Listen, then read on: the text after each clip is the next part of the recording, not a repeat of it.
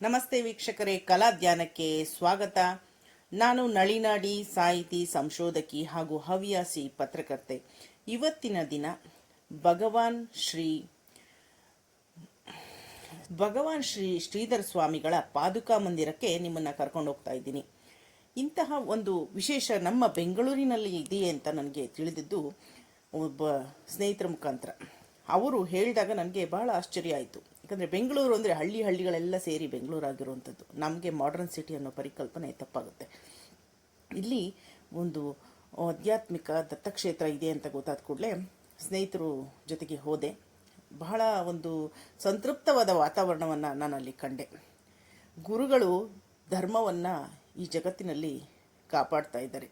ದತ್ತಪಾದುಕೆಗಳು ಈ ಜಗತ್ತಿನಲ್ಲಿ ನೊಂದವರ ಒಂದು ಕಷ್ಟವನ್ನು ಸೆಳೆಕೊಂಡು ಅವರಿಗೆ ಒಂದು ಅಮೃತ ಸಮಾನವಾದ ದಿವ್ಯ ಒಂದು ಮನೋಭಾವವನ್ನು, ಒಂದು ಒಳ್ಳೆಯ ಮನಸ್ಥಿತಿಯನ್ನು ಕೊಡ್ತವೆ. ಇದ್ರ ಬಗ್ಗೆ ಯಾವುದೇ ಅನುಮಾನ ಇಲ್ಲ. ಯಾಕಂದರೆ ಭಗವಾನ್ ಶ್ರೀಧರ ಸ್ವಾಮಿಗಳ ಪಾದುಕಾ ಮಂದಿರಕ್ಕೆ ಬಂದಂಥ ಅನೇಕ ಭಕ್ತರನ್ನು ಕಂಡಾಗ ಅದು ನಮಗೆ ನಿಜ ಅನಿಸುತ್ತೆ. ಯಾಕಂದರೆ ಎಲ್ಲೂ ಸಹ ಬಂದವರಿಗೆ ಬರೀ ಕೈಯಲ್ಲಿ ಗುರು ನಮ್ಮನ್ನು ಕಳಿಸೋದಿಲ್ಲ. ಗುರುವಿನ ಗುಲಾಮನಾಗುವ ತನಕ ದೊರೆಯದಣ್ಣ ಮುಕುತಿ ಎನ್ನುವಂಥದ್ದು ನಮ್ಮ ಒಳ ಮನಸ್ಸಿನ ತುಡಿತದ ಮೇಲೆ ನಾವು ಗುರುವಿಗೆ ಎಷ್ಟು ನಿಷ್ಠರಾಗಿರ್ತೇವೆ, ಗುರುವಿನ ಮೇಲೆ ನಾವು ಎಷ್ಟು ಅವಲಂಬಿತರಾಗಿರುತ್ತೇವೆ, ಇದರ ಮೇಲೆ ಅವಲಂಬಿಸಿರುತ್ತೆ. ಯಾಕಂದರೆ ಗುರುವಿನ ಮುಂದೆ ನಿಂತಾಗ ನಾನು ಎಂಬ ಅಹಮ್ಮಿಕೆ ತೊರೆದು ನಾವು ಮುಕ್ತರಾಗಿ, ಈ ಸಂಕಷ್ಟಗಳಿಂದ ಮುಕ್ತರಾಗಿ ನಮಗಿರುವಂಥದ್ದು ಏನು, ನಮಗೇನಿದೆ ಅನ್ನೋದನ್ನು ಕೇಳ್ಕೋಬೇಕು. ಅದ್ಬಿಟ್ಟು ನನಗೆ ಅಷ್ಟು ಕೋಟಿ ಆಸ್ತಿ ಇದೆ ಅಥವಾ ಇಷ್ಟು ಈಗೋಗಳನ್ನ ನಾನು ತಂದು ಗುರುವಿನ ಮುಂದೆ ನಿಲ್ತೀವಿ ಅಂದರೆ ಖಂಡಿತ ಗುರು ಅದನ್ನು ಸ್ವೀಕಾರ ಮಾಡೋದಿಲ್ಲ.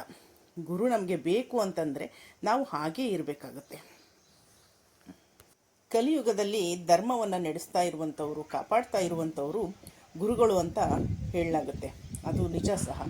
ಈ ಗುರುಗಳ ಪಾದುಕಾ ಮಂದಿರಕ್ಕೆ ಒಮ್ಮೆ ಬಂದು ಗಮನವಿಟ್ಟು ನಾವು ಪ್ರಾರ್ಥನೆ ಅಥವಾ ದಿವ್ಯ ಧ್ಯಾನದ ಮೂಲಕ ಕೂತ್ಕೊಂಡಾಗ ನಮ್ಮಲ್ಲಿರುವಂಥ ಎಷ್ಟೋ ಬದಲಾವಣೆಗಳು ಖಂಡಿತ ತಂತಾನೆ ಆಗ್ತಾ ಹೋಗುತ್ತೆ.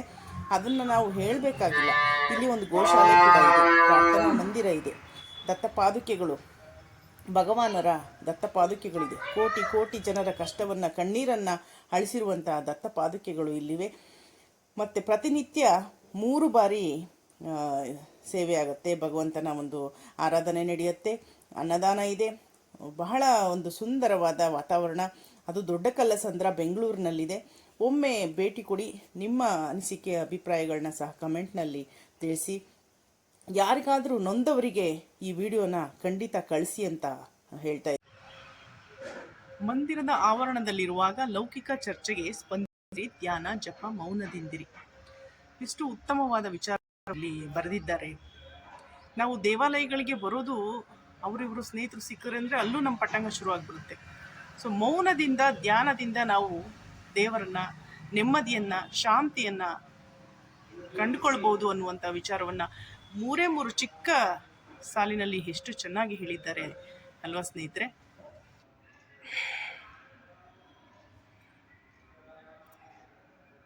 ಸದ್ಗುರುಗಳ ಕಣ್ಣಿನಲ್ಲಿ ಅದೇನೋ ತೇಜಸ್ಸು. ನಮ್ಮನ್ನು ಬಹಳ ಕರುಣೆಯಿಂದ, ಅನುಕಂಪದಿಂದ, ಪ್ರೀತಿಯಿಂದ ಆಶೀರ್ವದಿಸುತ್ತಿರುವ ಅಮೃತಾಸ್ತವನ್ನು ಅವರನ್ನು ನೋಡುವುದೇ ಒಂದು ಸೊಗಸು. ಆ ಭಕ್ತಿಪೂರ್ವಕವಾಗಿ ನಮಿಸುವಾಗ ಶ್ರೀಧರ ಸ್ವಾಮಿಗಳು ಅಪ್ಪ ಅವರು ನಮ್ಮನ್ನು ಖಂಡಿತ ಆಶೀರ್ವದಿಸ್ತಾ ಇದ್ದಾರೆ ಎನ್ನುವಂತಹ ಒಂದು ಧನ್ಯತಾ ಭಾವ ನಮಗೆ ಆವರಿಸುತ್ತೆ. ನಮ್ಮ ಶಾಂತಾಯ ದಿವ್ಯಾಯ ಸತ್ಯ ಧರ್ಮ ಸ್ವರೂಪಿಣಿ ಸ್ವಾನಂದಾಮೃತ ತೃಪ್ತಾಯ ಶ್ರೀಧರಾಯ ನಮೋ ನಮಃ ಅಂತ ಕರೆದರ ಒಡನೆಯೇ ಓಡೋಡಿ ತಮ್ಮ ಭಕ್ತರ ಅಭಿಷ್ಟಗಳನ್ನು ಪೂರ್ಣಗೊಳಿಸುವ ಶ್ರೀಧರ ಪಾದುಕಾಶ್ರಮ ದೊಡ್ಡಕಲ್ಲಸಂದ್ರ ಬೆಂಗಳೂರಲ್ಲಿ ಇದೆ ಅಂತ ಇತ್ತೀಚೆಗೆ ನಮ್ಮ ಸ್ನೇಹಿತರೊಬ್ಬರು ಹೇಳಿದ್ರು. ನನಗೆ ಬಹಳ ಆಶ್ಚರ್ಯ ಆಯಿತು. ಯಾಕಂದರೆ ನಮಗೆ ಅಲ್ಲಿ ಏನು ಸಾಗರ ಮೂಲ ಆಶ್ರಮ ಗೊತ್ತು, ಆದರೆ ದೊಡ್ಡಕಲ್ಲಸಂದ್ರದಲ್ಲಿ ಇದೆ ಅನ್ನೋದು ಗೊತ್ತಿರಲಿಲ್ಲ. ಹೀಗಾಗಿ ನೋಡಲಿಕ್ಕೆ ತುಂಬ ಉತ್ಸಾಹದಿಂದ, ತುಂಬ ಖುಷಿಯಾಯಿತು. ಹಚ್ಚ ಹಸಿರು, ಎಲ್ಲ ಕಡೆ ಹಚ್ಚ ಹಸಿರು, ಒಂದು ಸಂತ ಮನೋಭಾವ. ಪಶು ಪಕ್ಷಿಗಳಲ್ಲಿ ನೀವು ಕೇಳಿಸ್ಕೊತಾ ಇರ್ಬೋದು. ಕೋಗಿಲೆ, ಕಾಗೆ ಎಲ್ಲ ಕೂಗ್ತಾ ಇದೆ. ಎಲ್ಲಿ ಒಂದು ಆಧ್ಯಾತ್ಮಿಕ ಒಂದು ಶಕ್ತಿ ಇರುತ್ತೋ ಅಲ್ಲಿ ಏನು ಬೇಕಾದರೂ ನಡೀಬೋದು. ಅಂದರೆ ಒಳ್ಳೆಯದು, ಒಂಥರ ಸದ್ವಿಚಾರ, ಸಂತೃಪ್ತ, ಒಂಥರ ಪುಣ್ಯದ ಅನುಭವ ಎಲ್ರಿಗೂ ಆಗತ್ತೆ. ಸ್ನೇಹಿತರೆ, ನಮ್ಮ ಶ್ರೀಧರ ಸ್ವಾಮಿಯವರು ಹೇಳಿರುವಂಥ ಒಂದು ಮಾತು ಇಲ್ಲಿ ಹಾಕಿದ್ರು, ಅಂದರೆ ಪ್ರಕಟವ ಮಾಡಿದರು ಇಲ್ಲಿ ಒಂದು ಗೋಮಾತೆಯ ಜೊತೆಗೆ. ಯಾವುದೇ ಮಾನವನು ಸರ್ವ ಲಕ್ಷಣ ಹೀನನಾಗಿದ್ದರೂ ಸಹ ಸದಾಚಾರವುಳ್ಳವನಾಗಿ, ಶ್ರದ್ಧೆಯುಳ್ಳವನಾಗಿ, ಅಸೂಯ ರಹಿತನಾಗಿದ್ದರೆ, ಹೊಟ್ಟೆಕೆಚ್ಚು ಇಲ್ಲದೆ ಇದ್ದರೆ ಖಂಡಿತ 100 ವರ್ಷಗಳ ಕಾಲ ಜೀವಿಸಿರ್ತಾನೆ ಅಂತ. ನೋಡಿ, ಕಾಮ, ಕ್ರೋಧ, ಮೋಹ, ಲೋಭ ಇಂಥವುಗಳನ್ನ ಬಿಟ್ಟರೆ ಖಂಡಿತವಾಗ್ಲೂ ಆತ 100 ವರ್ಷ ಜೀವಿಸಿರ್ತಾನೆ ಅನ್ನುವಂತಹ ಮಾತನ್ನು ಅವ್ರು ಹೇಳಿ ಹೋಗಿದ್ದಾರೆ. ನಾವು ಹಾಗೆ ನಡ್ಕೊಂಡ್ರೆ ಖಂಡಿತ ಅದು ಸಾಧ್ಯ ಅಂತ ಭಾವಿಸ್ತೇನೆ.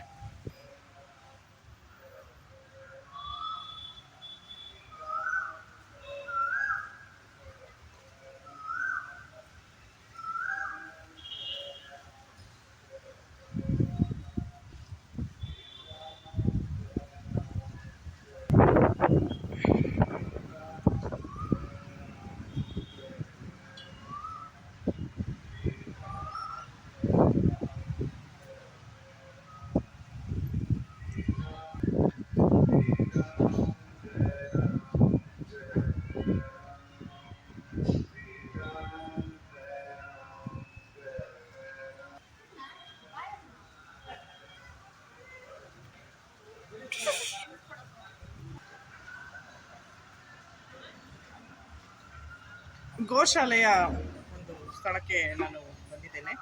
ಗೋಶಾಲೆಯ ಮುಂದೆ ತುಳಸಿ ರಂಗೋಲಿ ಜೊತೆಗೆ ತುಳಸಿ ದೇವಿಯನ್ನು ಅಲಂಕಾರ ಮಾಡಿರುವಂಥದ್ದು. ನೋಡಿ, ಬಾಗಿಲು. ಇನ್ನು ಗೋವುಗಳು ಬಂದಿಲ್ಲ, ಆದರೆ ನೋಡಿ ಎಷ್ಟು ನೀಟಾಗಿ ಗೋವುಗಳಿಗೋಸ್ಕರ ಸ್ಥಳವನ್ನು ಎಷ್ಟು ನೀಟಾಗಿ ಇಟ್ಟಿದ್ದಾರೆ. ತುಂಬ ಒಂದು ಸ್ವಚ್ಛವಾಗಿ, ಒಂದು ಮಂಗಳಮಯವಾಗಿ ಹೆಂಗಿಟ್ಟಿದ್ದಾರೆ ನೋಡಿ ಮೇಡಮ್ ಗೋಶಾಲೆ ಎಲ್ಲ.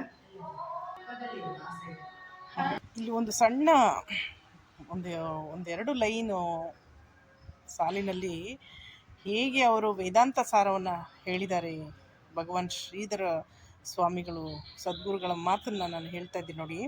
ಯಾವಾತನು ಮೋಕ್ಷಶ್ರೀಯನ್ನು ಧರಿಸಿ ಬೇರೆಯವರಿಗೂ ಧರಿಸುವಂತೆ ಅನುಗ್ರಹಿಸುವನು ಅವನೇ ಶ್ರೀಧರ. ಎಷ್ಟು ಅವರು ಅಹಮಿಕೆಯನ್ನೇ ಇಲ್ಲದೆ ಯಾರು ಶ್ರೀಧರ ಅಂತಂದರೆ, ಮೋಕ್ಷಶ್ರೀಯನ್ನು ತಾನು ಸಹ ಧರಿಸಿ ಬೇರೆಯವರಿಗೂ ಸಹ ಅನುಗ್ರಹಿಸುವಂತೆ ಮಾಡುವಂಥ ಒಂದು ರೀತಿ. ಗುರು ಅಂದರೆ ಏನು, ಸದ್ಗುರು ಅಂದರೆ ಏನು ಅನ್ನುವ ಪ್ರಶ್ನೆ, ಮತ್ತು ಯಾರು ಎಲ್ಲರ ಒಂದು ಜೀವನದ ಘನ ಉದ್ದೇಶ ಮೋಕ್ಷ ಅಂತ ಆ ಉದ್ದೇಶಗಳನ್ನು ಹೊಂದಿರುವಂತಹ ವ್ಯಕ್ತಿಗಳಿಗೆ ಎಷ್ಟು ಚೆನ್ನಾಗಿ ಅವರು ಹೇಳಿದ್ದಾರೆ ಅನ್ನುವಂಥದ್ದನ್ನು ನಾವು ಗಮನಿಸ್ಬೋದಾಗಿದೆ.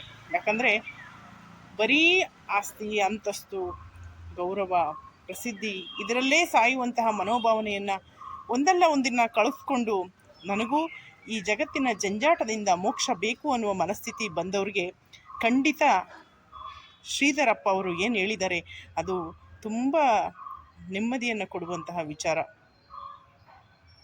ತೊಂದರೆ ಇದ್ದರೆ, ಏನೇ ಕೋರಿಕೆ ಇದ್ದರೂ ಗುರುಗಳ ಹತ್ರ ಪ್ರಾರ್ಥನೆ ಮಾಡಿ ಅವರು ಅದೇ ಥರ ನಡ್ಕೊಂಡ್ರೆ, ಶ್ರದ್ಧೆಯಿಂದ ಕೇಳ್ಕೊಂಡ್ರೆ ಖಂಡಿತ ಅವರಿಗೆ ಒಳ್ಳೆಯದಾಗಿದೆ.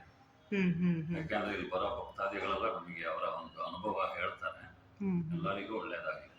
ತುಂಬ ಪವರ್ಫುಲ್ ಇವರು ನಮ್ಮ ಶ್ರೀಧರ ಸ್ವಾಮಿಗಳು. ಅವರು ದತ್ತಾತ್ರೇಯನ ಅವತಾರ.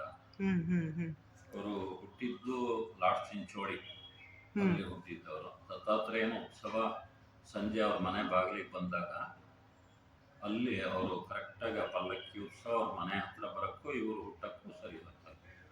ಅವ್ರದ್ದು ಮತ್ತು ದತ್ತಾತ್ರೇಯ ಸ್ವಾಮಿ ಹುಟ್ಟಿದ್ದು ಟೈಮಿಂಗ್ಸು ಎರಡೂ ಒಂದೇ ಸೇಮ್ ಇದಿದೆ. ಬಂದು ಹೋದವರಿಗೆಲ್ಲ ಒಳ್ಳೇದಾಗಿದೆ. ಅಭಿಷ್ಟ ಅದೇನೇ ಇದ್ರೂ ಅಭಿಷ್ಟ ಫಲಪ್ರದಾಯಕ ಸ್ಥಳ ಅಂತ ಹೇಳ್ಬೋದು. ಇದು ಭಗವಾನ್ ಸದ್ಗುರು ಶ್ರೀಧರ ಸ್ವಾಮಿಗಳ ಆಶ್ರಮ, ಅದರ ಪಾದುಕಾ ಮಂದಿರ. ಇಲ್ಲಿ ಪಾದಕ್ಕೆ ಗುರುಗಳದ್ದೇ ಪಾದಕೆ ಇದೆ. ಅದು ಡೈಲಿ 3 ಹೊತ್ತು ಇಲ್ಲಿ ಪೂಜೆ ನಡೆಯುತ್ತೆ ಪಾದಕೆಗೆ. ಬೆಳಿಗ್ಗೆ, ಮಧ್ಯಾಹ್ನ, ಸಂಜೆ.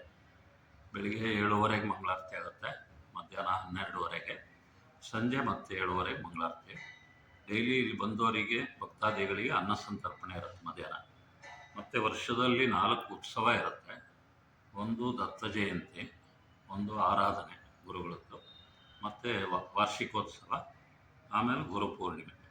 ಆವಾಗ ಹೆಚ್ಚು ಕಡಿಮೆ ಒಂದು 2,000 ಜನ ಸೇರ್ತಾರೆ. ಎಲ್ಲರಿಗೂ ಬಂದವರಿಗೆ ಅನ್ನ ಸಂತರ್ಪಣೆ ರೆಗ್ಯುಲರ್ ಇರುತ್ತೆ. ಮತ್ತು ಇಲ್ಲಿ ಗೋಶಾಲೆನೂ ಇದೆ, 4 ಹಸು ಇದೆ. ನಿರಂತರ ಅನ್ನದಾನ ನಡೀತಾನೆ ಇರುತ್ತೆ. ಇದು ಸ್ಥಾಪನೆ ಆಗಿ ಇಲ್ಲಿ ಸುಮಾರು ಒಂದು 27 ವರ್ಷ ಆಗಿದೆ. ವರದಳ್ಳಿ ಮುಖ್ಯವಾದ ಇದು ಕಚೇರಿ ಅಲ್ಲಿ, ಅದರದ್ದೇ ಶಾಖೆ ಈಗ ವಸಂತಪುರ ಬೆಂಗಳೂರಲ್ಲಿ. ಎಷ್ಟು ವರ್ಷ ಆಯ್ತಪ್ಪ ಇದು? ಅದೇ ಒಂದು 27 ವರ್ಷ. 27 ವರ್ಷದಿಂದ ನಿರಂತರ ತ್ರಿಕಾಲ ಪೂಜೆ ನಡ್ಕೊಂಡು, ತ್ರಿಕಾಲ ಪೂಜೆ ಇದೆ, ಅನ್ನದಾನ ನಡ್ಕೊಂಡು ಬಂದಿದೆ. ಗುರುವಾರ ಮತ್ತೆ ಭಾನುವಾರ ಭಾನುವಾರ ಶನಿವಾರ ಜನ ಜಾಸ್ತಿ ಇರ್ತಾರೆ. ಒಂದು 200-250 ಇರ್ತಾರೆ ಆ ಟೈಮ್. ವೀಕ್ಷಕರೇ, ಇಂತಹ ಅನೇಕ ಸಾಂಸ್ಕೃತಿಕ, ಆಧ್ಯಾತ್ಮಿಕ ಹಾಗೂ ಸಾಹಿತ್ಯಿಕ ವಿಶೇಷಗಳಿಗಾಗಿ ನನ್ನ ಚಾನಲ್ ಸಬ್ಸ್ಕ್ರೈಬ್ ಮಾಡಿ.